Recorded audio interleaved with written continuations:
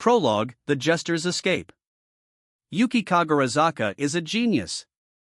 Even back in his original world, Yuki had a special power, a sort of supernatural observational force, one you could call psychokinesis. He was born with this power, but he never felt any urgent need to do something with it. After all, he knew if he told someone about this power of his, he'd be made into a spectacle. Life was thus rather humdrum for him, but he enjoyed it well enough. His parents were kind to him, and he had a decent number of friends. He never found it hard to scare up some money when needed, so he had access to basically anything he wanted. He had absolutely no complaints. But one day, Yuki was befallen by sudden misfortune. Right when he entered middle school, his parents passed away in an accident. It wasn't their fault. Their car was hit head-on by a truck driver who fell asleep behind the wheel, and they died instantly. Only Yuki, sleeping in the back seat, survived. He thought it was unfair, of course. He hated the driver who caused the accident, but there was nothing he could do about it. Japan was a nation of laws and regulations, and personal revenge wasn't part of that picture. The ensuing court case revealed a number of things. The transportation company the truck driver worked for had bitten off more than it could chew. They put the brunt of that on their field employees, who toiled on even though they knew they were overworked. The driver, too, was a victim here. So was it the transportation company's fault? Well, the facts didn't paint a clear picture there either. If they turned down a job from a big firm, they might not have gotten another order from them again. It wasn't easy to say no to a longtime client. The transportation company should have responded by improving their business structure, but skilled drivers were tough to come by, and they didn't have the financial wherewithal to bring on and train younger talent. That's so messed up, Yuki lamented. The world was just so unfair, and he was just so powerless. Who should he hate for it? To be honest, society itself had serious problems. Yuki considered exacting his revenge on society, but that was beyond his own capabilities. As a genius, he thus knew his own limits. The world had advanced to completion, in essence. Supernatural powers or not, having a little strength on your side didn't mean you could change anything by yourself. You weren't gonna beat an army, and even if you could, there was no future awaiting you past that. Yuki thought about giving in to despair, destroying all of society, and rebuilding it from scratch, but that'd cause nothing but misery for vast numbers of people, and he just couldn't commit to that. If Yuki wanted to change society, the only way was to pound the pavement and attract more people who shared his beliefs. He could then become a politician and improve his nation in his own image. That was the only plan Yuki came up with. A long, patient path. One that was possible if he really put his mind to it, but it'd only bear fruit decades into the future. Yuki was at an impasse, and before he made his decision, he wound up traveling between worlds. But whether this was a stroke of fortune or misfortune for him was another question entirely. It was the sheer malice of the demon Lord Kazalim that brought Yuki to this world. Kazalim had lost his physical body, retaining possession of just his spiritual one, but he still hadn't lost his powers as the Curse Lord. He was biding his time, making the necessary preparations to resurrect himself, and he'd execute his plan only when he summoned a body suitable for his spirit. Of course, he carefully examined the constraints he'd put on this summoned target. Failure was absolutely out of the question for this ritual, so he'd use his powers of domination to carve a cursed seal before the summoning. The summoned target's heart and mind would be crushed. Completely unaware of what happened, Kazalim would then seize the power within their soul, snatching away the body and resurrecting himself. Kazalim's sole mistake was summoning Yuki for this ritual. None of the curse-driven magic the demon lord tried on him worked. With his genius-level talents, Yuki quickly surmised how this world operated. In the midst of the journey, he obtained all the powers he wanted, the powers to change the world.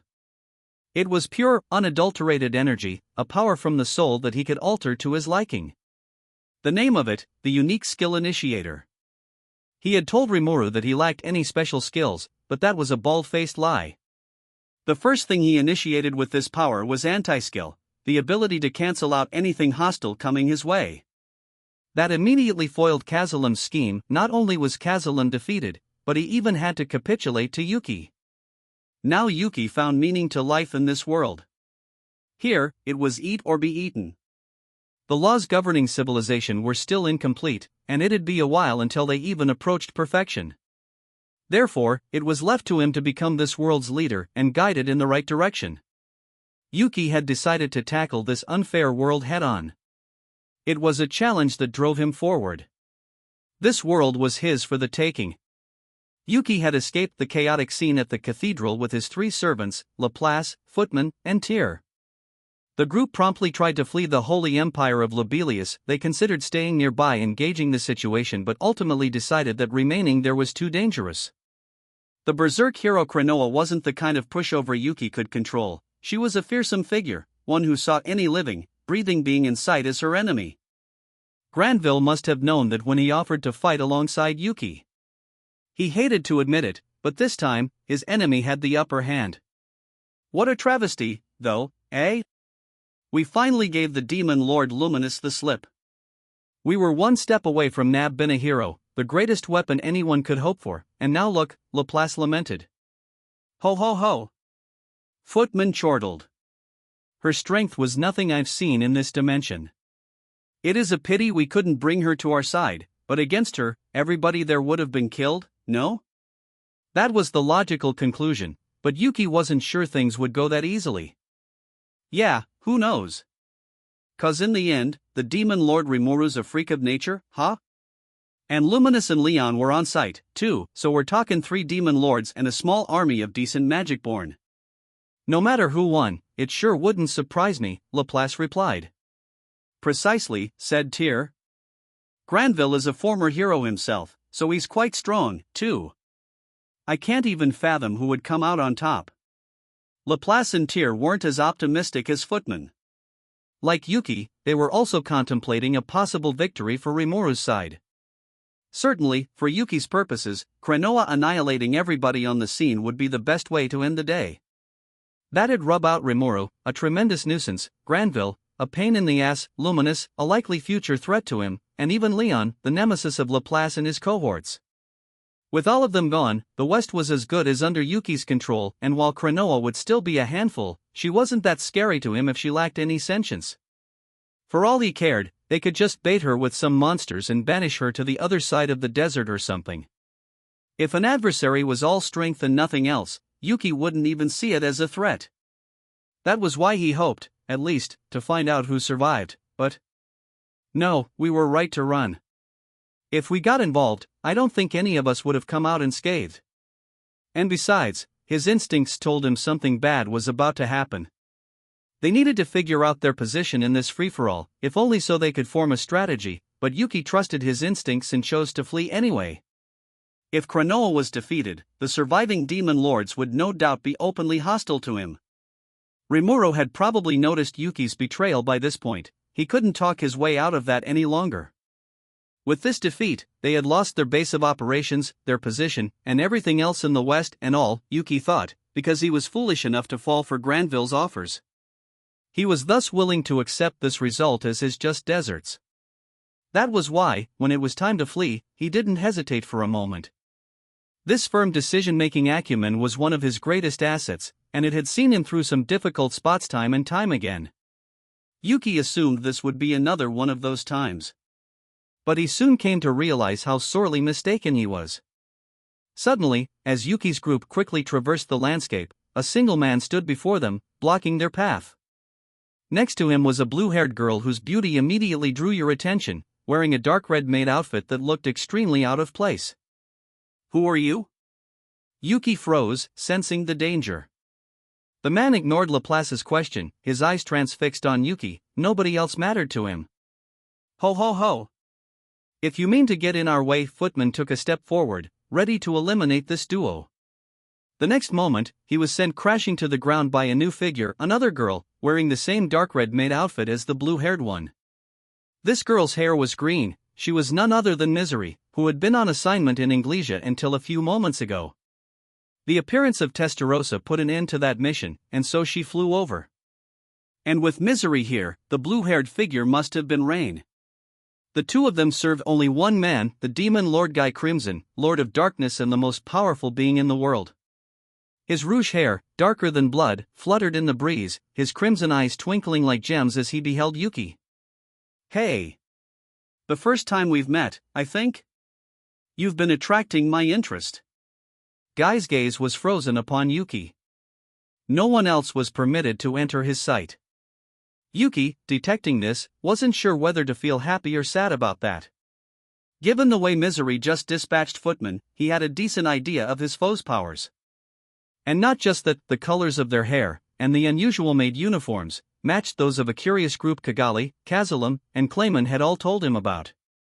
This man before him stood at the very peak of the world, a peak he wanted for himself. If he had the ambition to conquer the world, Yuki would have to face him sooner or later.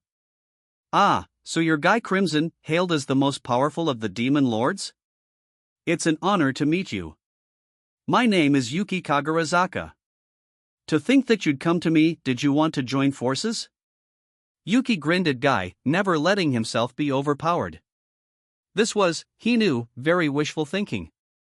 One of Guy's maids had just knocked footmen to the ground. There was no way they came here to extend an olive branch. He knew that, but he still put up a friendly facade. That was how he negotiated, making an outrageous statement or proposal and gauging the other side's circumstances and goals from their reaction. "Ah ha ha ha ha. You're funny. That's quite an attitude to take in front of me. And maybe that wouldn't be such a bad offer, but it looks like you and Leon are enemies, eh? And besides, aren't you traveling to the east now? Because personally, I ain't a fan of Ledora gaining any more war power." Negotiations were off the table. Yuki didn't expect Guy would take the offer from the start. It didn't faze him, he was too busy scrutinizing whatever information he could glean from Guy's words. Ledora was the emperor of the Nazca Namriam Almeria United Eastern Empire. Guy's name-dropping him meant the two had a relationship and most likely not a friendly one. "So they want to eliminate us before we can reach the east? I really don't want to tangle with the strongest demon lord here, but if this is what it's come to, so be it." There was no avoiding a battle with Guy. Escape was futile. Silly little tricks were meaningless in this situation. Going after Guy with everything they had, Yuki decided, offered them better chances. Well, all right. If you're opposed to us, that serves me just fine as well. This way, I can test out the powers of the strongest of demon lords before I come to the east. Yuki meant to antagonize Guy. At the same time, a great excitement welled within his heart until it spilled out and coursed through his entire body. Right then, at that moment, he had decided to take the powers he had bottled up and unleash them all against the strongest demon lord. Defeat, he thought as he sized Guy up, wasn't even imaginable to him. Yuki was certainly confident. In fact, in a one-on-one match, he was sure he could beat anyone. He could tell Kranoa was a pretty dangerous foe, but nothing more. With a concerted effort, he could win, if only after a struggle, but they were sharing a venue with multiple demon lords who were clearly not on his side. Leon, Luminous, even the incredibly soft-hearted Rimuru, had likely noticed Yuki's true intentions. Rimuru had realized some time ago that Yuki was his enemy, but that actually benefited Yuki back at the cathedral. Had he tried using Rimuru to his advantage, Yuki would have fallen into a trap. Yuki didn't know that at the time, but either way, he had the right idea about Rimuru now. Yet with all his confidence, not even Yuki was stupidly bold enough to take on 3 demon lords and Kranoa simultaneously. He didn't need his instincts to tell him that retreating was the best option.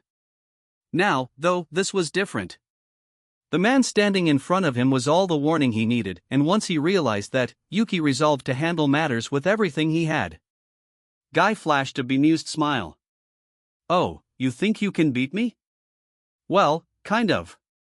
I was planning to knock you out sooner or later anyway, so this is just accelerating the timetable a bit."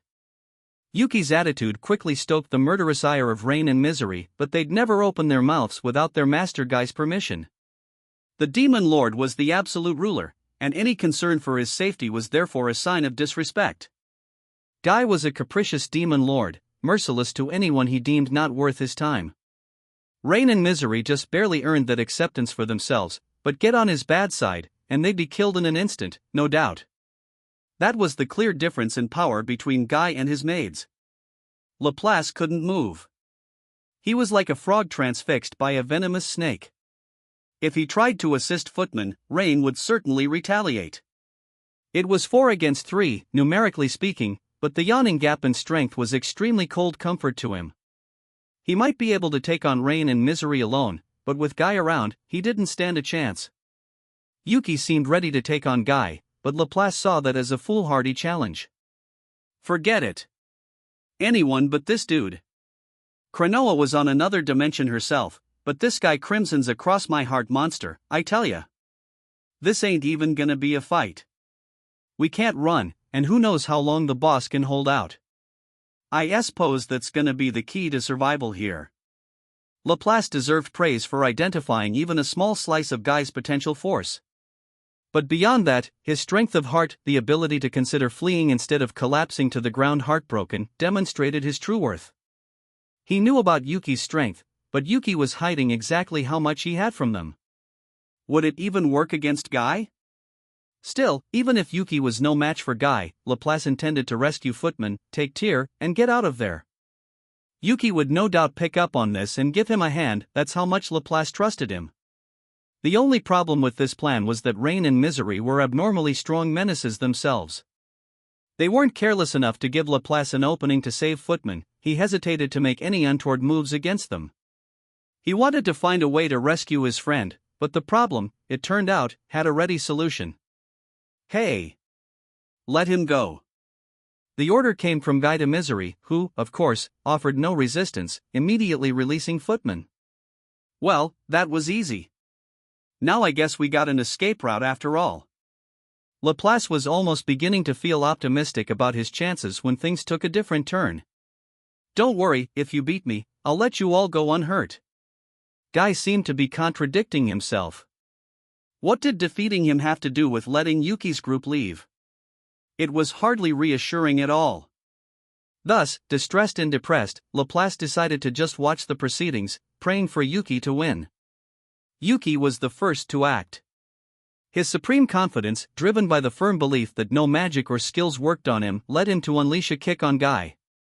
It was a sharp, heavy kick that seemed to shift halfway, its trajectory veering in midair before finally landing hard on Guy's head.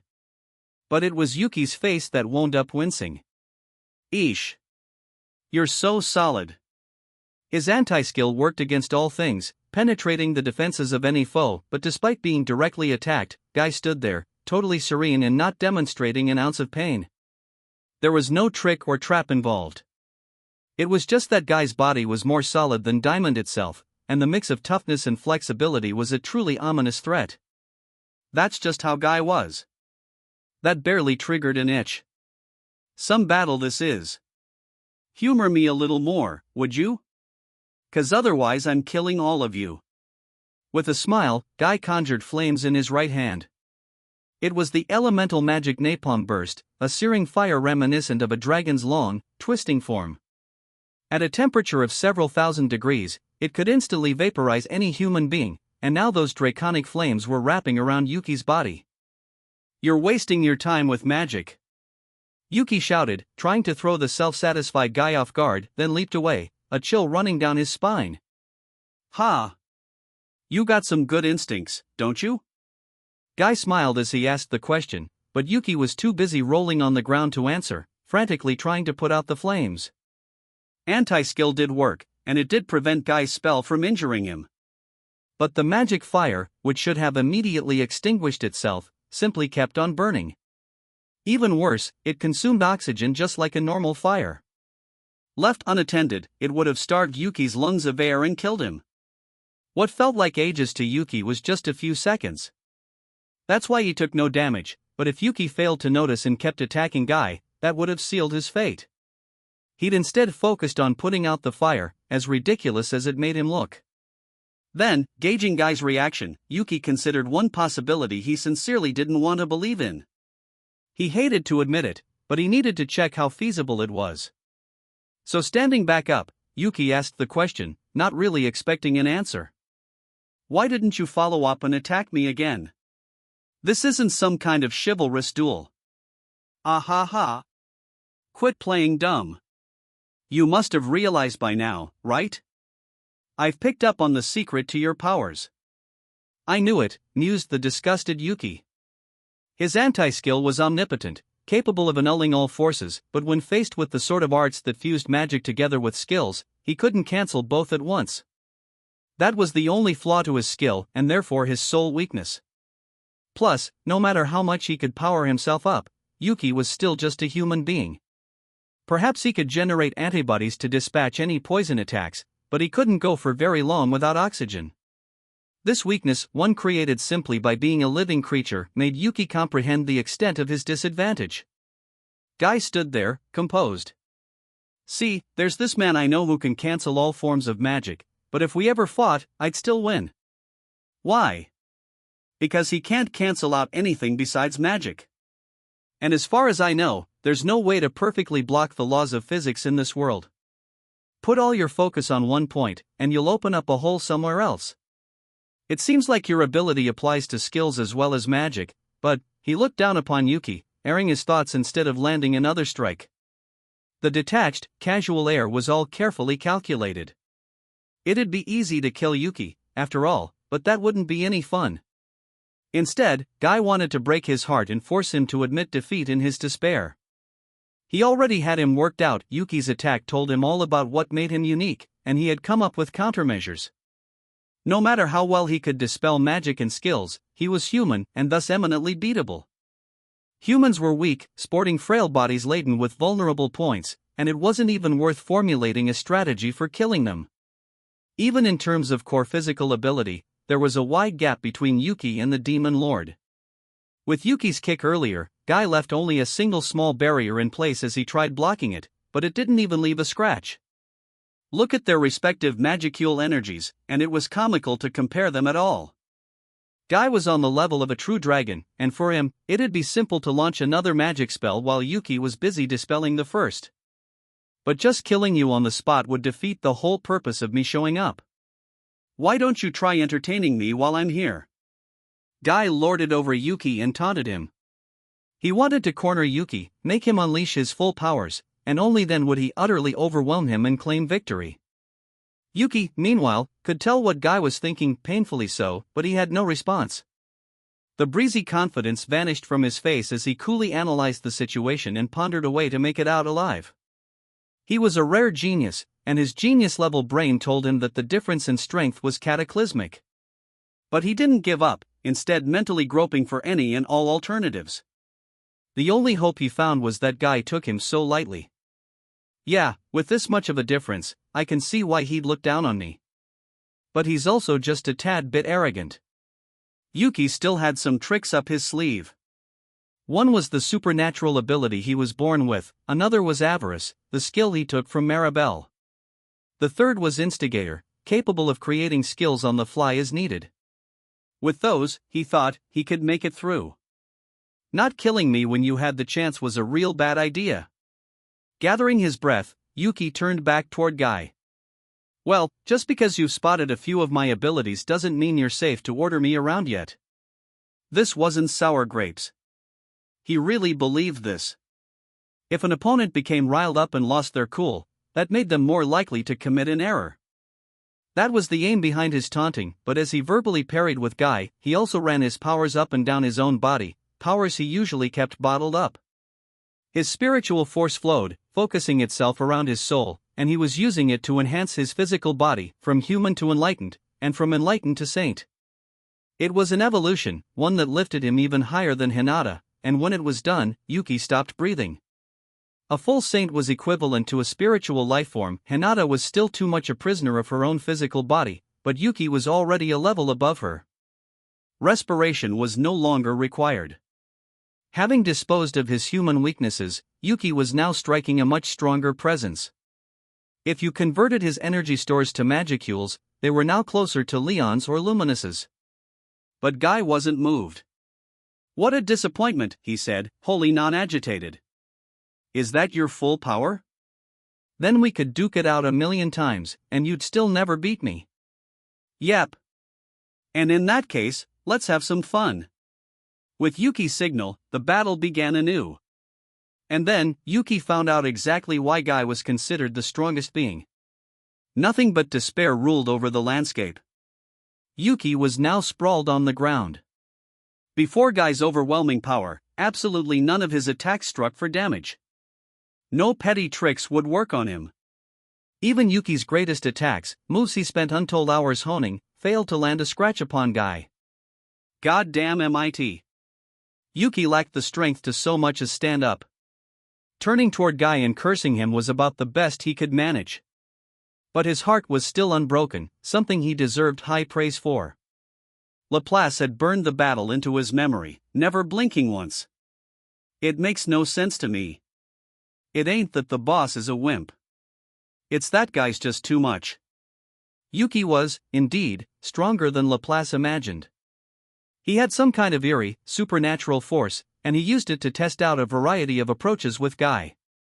From simple throwing stones to fiery blasts, heavy pressure, and spiritual interference, all were lightly shrugged off.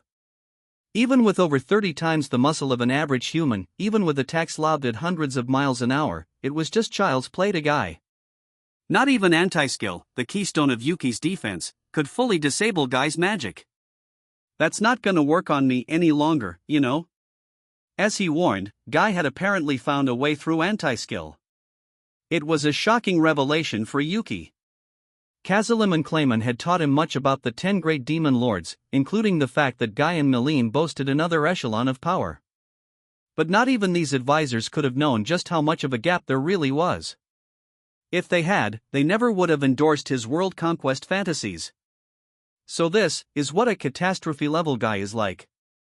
It was well after the fact, but now Laplace realized there were things in this world that must never be prodded. Even he had some powers he kept secret from his own friends, but they were meaningless before an opponent like Guy. That showed how overwhelming a foe he was. No tactic imaginable could bring this demon lord to his knees. Even Yuki, a man clearly more powerful than Laplace, was helplessly toppled as if he were an infant. At this point, escaping alive was next to impossible. Someone, Laplace concluded, would need to make the ultimate sacrifice. But he kept up his usual calm demeanor as he took a step toward Guy. Yep, I'd expect nothing less from the great demon Lord Guy Crimson.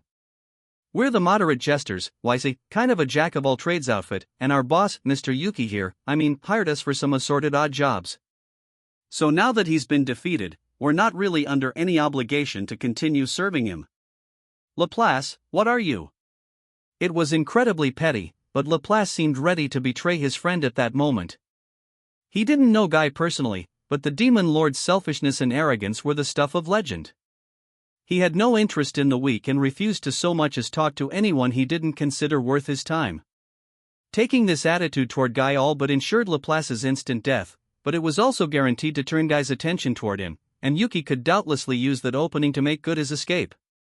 It was a chance Laplace was willing to bet on. The one absolute rule among the moderate jesters was to never betray your friends, and especially not your client. That was why Laplace believed Yuki would immediately understand his intentions. Footman had a temper and tended to act before thinking, but his friends were always on his mind. Tyr, meanwhile, was stronger than Clayman but so timid that she shied away from exercising her full force. Both of them had a tendency to get carried away, but they could be trusted to take care of Yuki. Thus Laplace decided to sacrifice himself. I just want to help you, Mr. Guy, sir. So could you at least spare my life? He couldn't have announced his betrayal more clearly. Footman and Tyr acted confused. Guy showed Laplace a bemused grin. All right. Gotta keep angering him. Laplace had no intention of dying. He knew he didn't have much hope against Guy, but maybe there was a way to get out of this alive. Thus he didn't hesitate to speak once more, but before he could, no need to force it, Laplace. Oh, man. Do I really look that helpless to you? It was Yuki who spoke, staggering to his feet. Yuki was prepared to die. But at the same time, he could feel insatiable resentment filling his heart. He was disappointed in himself, and it riled him, and Laplace's words only deepened his anger. No way Laplace would ever betray him. This was all an act, he correctly surmised, a performance made because he trusted in Yuki, despite his cavalcade of blunders. That made him as happy as it did sorrowful. if I had even more power? The thought bubbled up from within his heart of hearts. It was a desire nobody could ever answer, but something deep inside him reacted. You want power? Then take my hand. Ha? Yuki was confused for a moment. He wondered if his mind was playing tricks on him, but the voice was far too clear and distinct for that. Let me take over, and you'll score the most powerful force imaginable. Even world conquest would be easy as pie, I think, if you took my hand. Now make your choice. The voice's offer made Yuki extremely uncomfortable. Shut up. I'm me, all right? You're not my friend. And I'm not cheap enough to achieve my goals with the help of someone I don't even know. He couldn't have been clearer. Yes, to him, an ambition this big only gained meaning because he'd fulfill it himself. It was a stance Yuki refused to budge on. The voice fell silent, apparently unsure what to say. And to Yuki, if the voice was gone, it no longer mattered to him. Desperate though this moment was, something else weighed on Yuki's mind. Guy, it seemed, had some kind of purpose for him. That might have just been because he wanted to enjoy this battle with Yuki, but there had to be some other reason. He did say he wasn't a fan of Lidora gaining any more war power, but turn that around, and if Yuki didn't side with Lidora, let alone the Eastern Empire, then perhaps there'd be no reason to kill him and his friends. And as for why Guy didn't kill Yuki right then. Eesh. I couldn't overpower him at all, but from here on out, it'll be a battle of wits, won't it? And rather than forcing such an awful role upon Laplace, I've got a much better chance if I do this myself. Yuki roused his spirits and got back to his feet. Brushing his bangs out of his face, Yuki smiled defiantly in spite of the desperate situation. Yeah, I never thought you'd be that powerful, but now that I fought you, I'm sure of it. You don't want to kill us at all, do you? What makes you think that? Well, I mean, if you really wanted to, you could have massacred us a long time ago. So why did you keep beating me within an inch of my life but no further? Yuki couldn't have sounded more confident with the question.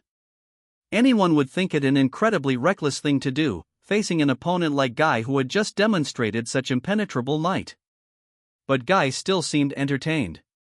Oh, you noticed? Well, you don't need to know why. Yuki shrugged at this denial, but he expected as much. So he calmly moved on to step 2. Okay. I got an offer for you, then. An offer? Yeah. If you let us go, I think we can help you out a little. Help me out? Right. I guess you don't want us cooperating with the Eastern Empire, but I'd like you to reconsider that. Go on.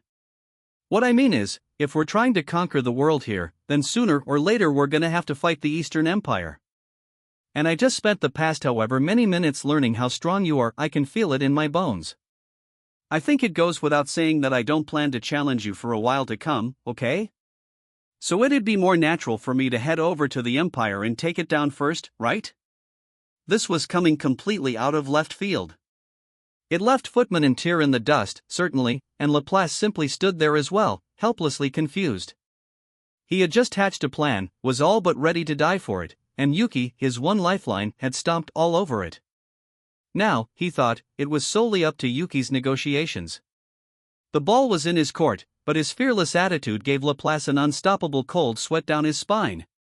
It's crazy, the premise is just crazy. So why is Guy enjoying this? Laplace was right. Something about Yuki's offer made Guy grin ominously. Are you still trying to challenge me? Of course. I'm looking to conquer the world, remember. And I can't win against you right now, but I'm gonna surpass you someday. You'll see. As roughed up as he was, barely able to keep himself upright, Yuki remained defiant. He maintained his bold stance, as if the thought of being killed for his insolence had never occurred to him. Against someone like Guy, this was absolutely the correct tack to take. If you foolishly tried begging for your life, he'd immediately lose interest, and all that awaited you next was destruction. He may not have realized it, but Yuki had made the best choice possible. And if you toppled the Empire, would that benefit me in some way? Yuki braced himself. They were at the crux of this discussion. He returned Guy's piercing gaze and nodded emphatically. That's right. I don't know why yet, but you don't want the Empire to conquer the West, either. Am I wrong? Guy and the Emperor Ladora had some history, that much was certain. It all came down to this. Yuki pleaded his case, mixing in a bluff or two. And I've got a lot of enemies to defeat, you know. Yes, I want to lend a hand to the Empire for now, but I'm not gonna affiliate myself with it. I'll eat away at it from the inside, and I'll use it for my own goals. I see. So if the Empire shares a goal with you, you'll help, but beyond that, there's no telling what will happen? And you're thinking about borrowing the Empire's forces to take down Leon and Rimuru. Aren't you, you bastard? Guy sharpened his eyes upon Yuki, seeming to see through everything. There was no taking back what Yuki said. Guy and Leon's relationship was a mystery to him, and there was no way he'd know what Guy thought of Rimuru either. He couldn't know how his words would be construed, but still Yuki made no effort to hide his ambitions. That's right. I'll conquer them all, and then I'll beat you last, Demon Lord Guy Crimson. He deliberately made himself sound as brazen as possible. The rest was up to Guy's judgment. Following Laplace's lead would have gotten us killed anyway. Sorry, man, but you're gonna have to play my game instead. He silently apologized to his comrades. It was all or nothing, and Yuki was nothing if not greedy. He was making a dangerous bet if he was going to survive. He wanted everyone else to as well. But the bet paid off. The moderate jesters, you said? Ah ha ha. Your ambitions certainly are a joke, aren't they? A joker card meddling with all the other pieces in our game. I like it. You're making a pretty convincing offer. You've got courage, at least, and for that I'll let you go this time. Yuki never did find out what Guy's mission was. All he knew was that he and his team were safe. Rain and Misery voiced no complaints about the decision as Guy proclaimed. Yuki and the jesters left the scene without further incident. Once Guy was no longer in sight, Yuki and his group headed for the rendezvous they had arranged with Kigali's team. They assumed they were safe now, but nonetheless, everyone wanted to get out of there as soon as possible. The moment they sighted Kigali waiting for them, Laplace turned to Yuki and spoke. Are you kidding me? I can't believe this. All those declarations you made to a living monster like Guy, and, added Tyr, you even made him let us all go. I thought we were done for back there. Ho ho ho. Well, I believed in the boss from the start, said Footman. You weren't thinking a damn thing the whole time, retorted Laplace. Yuki cast Laplace a sidelong glance, then sat down on the ground, exhausted. What do you want from me? It was the only way we might have gotten out of there alive. And it worked, too, so I don't want to hear any complaints about it, okay? The damage he suffered was far more emotional than physical. He went to lie down right there, limbs spread out, and closed his eyes, body language indicating he'd tolerate no further argument. Left with nothing else to do, Laplace and Tyr explained matters to the oblivious Kigali. He fought with Guy? I am amazed you lived to tell the tale. Her first reaction was abject surprise. It didn't take long for it to turn into sheer exasperation for Yuki. Ah, thought Yuki as he felt the breeze against his cheek, it's great to be alive. Then he had another thought. That mystery voice he heard beckoning in the middle of battle, what was it? A split personality of mine or something? No, that's ridiculous. But hang on. I don't think there's some hidden power within me, although I can think of one possibility. His thoughts had taken him to a power he had obtained just recently, the unique skill Avarice. With it, he figured, the more he desired something, the greater his powers would grow. Nothing he threw at Guy in battle had any effect, including Avarice, the strongest of the sin-based skills. The skill's a total mystery. And when it comes to magic and skills, I guess, you can always find something better than what you got, huh? Guy's magic overwhelmed my anti-skill, I need to figure out how that worked. Considering Yuki's sheer confidence, getting so easily defeated by Guy came as a shock. But Yuki wasn't about to give up. He had survived, and he needed to think up a plan for next time. His ability to turn the page like that was part of what made him such a powerful foe. He truly believed he'd obtained power beyond any demon lord, that he was the strongest of all, and even if he wasn't, with enough research and the right strategy, he could defeat any opponent. With the backup provided by Kigali, Laplace, and many others, he had created a decent-sized force for himself. All was going well, but he had experienced nothing but failure lately, and now, that day's encounter with Guy had utterly shattered his confidence. But that was, in its own way, a stroke of good luck. This has gotten so exciting. And that's how a game works, right? The more difficult it is, the more impassioned you get. Yuki wasn't fazed one bit. Already, he was deliberating with himself. Even with Initiator, Yuki couldn't read Guy's abilities. Given its unusual propensity for creating its own skill sets, Initiator should be easily able to analyze a target's unique skills. The opponent would have to actually use the skills for it to work, but Yuki believed that, faced with his powers, nobody would go around hiding their hand. But it hadn't worked on Guy. And at this point in time, that meant his opponent's skills were something beyond even unique. He wanted power. More power, enough to beat Guy with. Deep in his heart, the flames of greed roared high. It must mean there's a chance I can still evolve my avarice skill. Lord knows I'm greedier than anybody out there. If I can give it some of that greed. Reaching that conclusion filled Yuki with a nervous excitement that made him tremble. He thought about it a bit. Losing to Guy reminded him of the unfairness of the world. He wanted to resist it and emerge victorious, that was his prime desire. He closed his eyes, turning toward the voice inside him. His consciousness sank deep into the furthest recesses of his mind. Willing to join hands with me now? No. Not that. So why are you here? I have an errand for you. An errand? Yep. I thought you could give me your powers. Don't be silly. I'm not. I'm serious. What kind of stupidity is? Sorry. You're in my way. The next moment, Yuki pictured his desires until there was nothing else left in his mind's eye. He all but begged for the realization of his true goals, using his powerful will as a weapon that bowed to no one. He was challenging himself to battle. And then the world language rang loud, confirmed.